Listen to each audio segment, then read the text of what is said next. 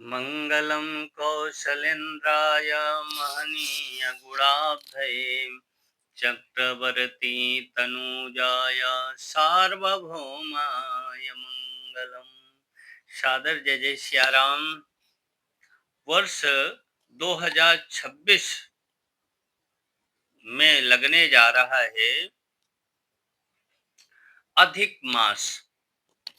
ध्यान देने वाली बात है कि अधिक मास को उसका शुद्ध मास का नाम है पुरुषोत्तम मास भी कहा जाता है, और कुछ अज्ञानतावश लोग इसको मलमास भी कहते हैं। शास्त्र पुरुषोत्तम मास को अत्यंत पवित्र मानता है। इस मास में श्रीमद् भागवत गीता में भगवान श्री कृष्ण ने स्वयं में कहा है, पुरुषोत्तम मास को मैं अपना स्वरूप मानता हूँ।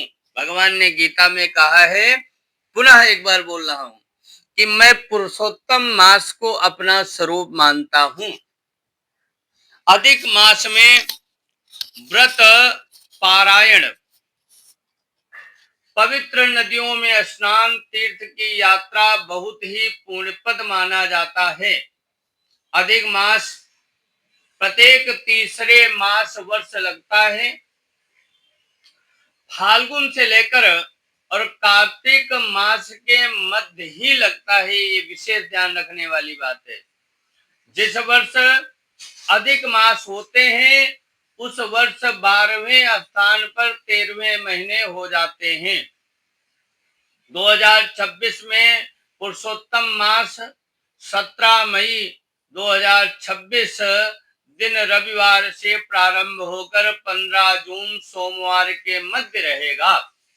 अर्थात इस वर्ष 2 ज्येष्ठ मास होंगे। पुरुषोत्तम मास में हमको क्या करना चाहिए? इस महीने किसका पूजन करना चाहिए, किसकी उपासना करनी चाहिए, किसकी भक्ति करनी चाहिए?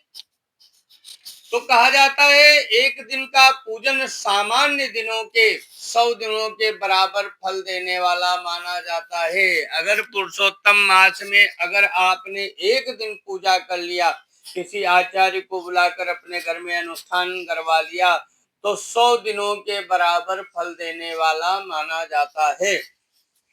व्रत, आत्मचिंतन, कुंडली के दोष और मानसिक तनाव कम होता है।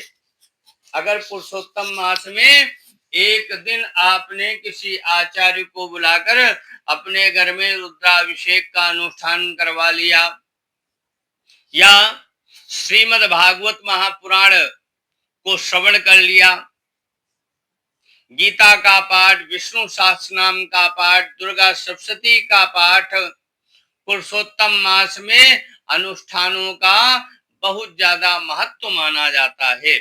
और अगर भगवत कृपा आप पर है तो आपको करवाना भी चाहिए। इस मास में अगर आप भगवान के 12 अक्षर मंत्र का जप करते हैं तो अत्याधिक उसकी भी फलश्रुति शास्त्रों में बताई गई है। ओम नमो भगवते वासुदेवाय। ये जप मोक्ष प्रदायक माना जाता है। इस मास में इसीलिए मांगलिक कार्य नहीं होते, किसी बालक का मुंडन नहीं होगा, यज्ञोपवीत संस्कार नहीं होगा, विवाह नहीं होगा। करना क्या चाहिए? बोले कथा सुनना चाहिए, श्रीमद् भागवत कथा सुनना चाहिए। मांस, मदिरा, नशीले पदार्थों का सेवन वर्जित माना जाता है। इस पुरुषोत्तम मास में अपने नित्य नैमित्तिक कार्य, पूजन, पाठ, यज्ञ, अनुष्ठान करना अच्छा माना जाता है।